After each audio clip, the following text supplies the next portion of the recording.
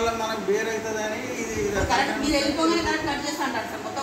అదే ఆ గురించి మాట్లాడతాం కదా మేము ఎప్పుడు మాట్లాడు ఖాళీ చేసినప్పుడు మేము ఇంతగానో మార్చి ఇంత బతిమిలాంటి మేము మాట్లాడదు సార్ నన్ను మీకు మాట్లాడుతుంటే ఖాళీ చేయడం వల్ల ఆ సార్ని పిలిపించి ఇగో నేను మాట్లాడుతున్నా బడ్జెట్ వచ్చినా మాట్లాడాలి. ఇప్పుడు ఖాళీ చేసినప్పుడు మేము ఇంత బలవంతంగా పెడితే మీరు ఇప్పుడు మాట్లాడుతున్నాం సార్. మీరే ఖాళీ చేయమన్నారు కదా, మీరు ఖాళీ చేయమంటే కరెంట్ బిల్ కట్టకుండా ఖాళీ చేయమన్నామా? కరెంట్ బిల్లు రెండు ఇవ్వకుండా ఖాళీ చేయకుండా నేను కట్టుకుంటానమ్మా. రెండుసారి అడుగుతున్నా అరే వెళ్ళిపోతున్నామంటే నేను మొత్తం కట్టుకుంటా అన్నాను సార్. ఎటుపోతాయి అంటే ఇప్పుడు రేపు కట్ చేస్తాడు అది కాదు రిసిప్ట్ ఇవ్వండి. ఏ సార్ మన పెద్ద సార్ తోటి బాండ్ పేపర్ కింద రాసి మాట్లాడు కాదు ఇన్ని రోజులు 4 సంవత్సరాలు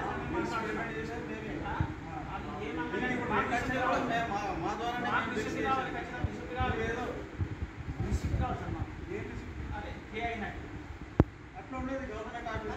మీరు ఖాళీ చేస్తే అగ్రిమెంట్ నువ్వు రాసిచ్చి ఉన్నది, అది గవర్నమెంట్ ఆఫీస్కి ఇచ్చినావు కాబట్టి రాసిచ్చి ఉన్నది. ఎప్పుడు బిల్ వస్తే అప్పుడు నీకు పేమెంట్ నీ అకౌంట్లో పడుతుంది. అకౌంట్లో పడుతుంది. ఇప్పుడు ఖాళీ చేసినాక రేపు వచ్చి కలెక్టర్ ఆఫీస్లో ఉంటాం కదా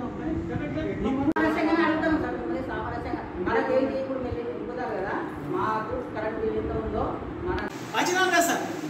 మరి ఇదే మాట మాట్లాడదు అక్కడ ఆఫీస్ రాస్తే నువ్వు ఎవరో నాకు తెలియదు అంటారు.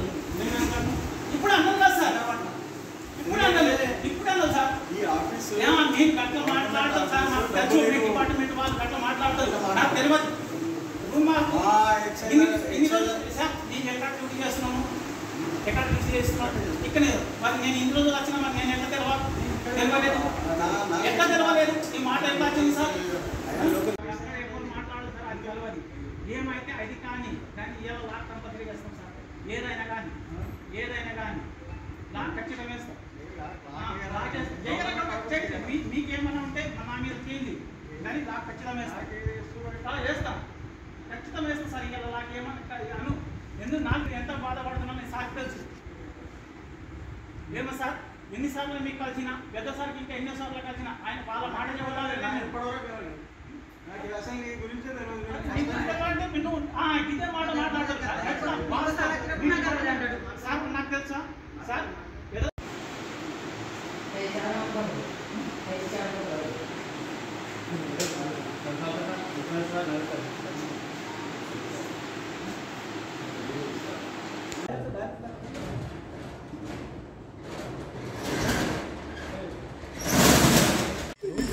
గ్రామం బేలుగామ ఆసిఫాబాద్లో ఇల్లు ఉన్నది. అది రెంట్కి ఇచ్చిన ఎక్సైజ్ ఆఫీస్కి. అయితే వాళ్ళు 2 సంవత్సరాల నుండి రెంట్ ఇస్తలేరు. నెలకు 12,000 కరెంటు బిల్లు కడతలేరు. వచ్చి అడిగితే రేపు మాపు అనుకుంటా 2 సంవత్సరాలు ఆపిండు. ఇప్పుడు నాకు తెలియకుండానే ఖాళీ చేస్తున్నారు. నాకు ఇంకొకటి వచ్చి చెప్తే నేను వచ్చి ఆబ్బాడితే ఏం అక్కడికి వెళ్ళి వస్తలేదు మేమేం చేసుడు అని వాళ్ళు చెప్తే అట్లయితే నేను లాకేస్తాను అంటే లాస్ట్కు ఒప్పుకున్నట్టు. కరెంటు బిల్లు శనివారం 29 తారీఖు ఖచ్చితంగా కరెంటు బిల్ రిసిప్ట్ ఇస్తాం. తర్వాత నీ రెంట్ ఎంత ఉన్నదో అంత తర్వాత మేము చేస్తాం అని ఒప్పుకుంటే అప్పుడు నేను ఒప్పుకున్నా.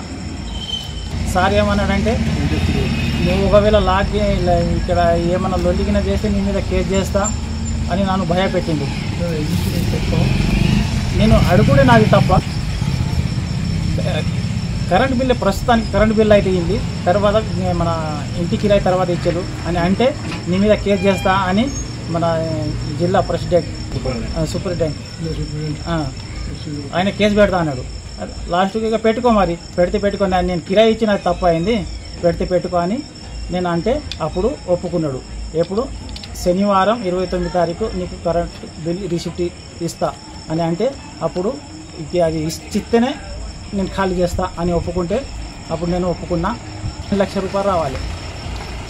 2 లక్షల చిల్లర అంటే 2 సంవత్సరాలు అంటే నెలకు 12,000. దాన్ని ఒక 2,40,000 దానికి వస్తుంది. కరెంటు బిల్లు 60,000 ఉన్నది.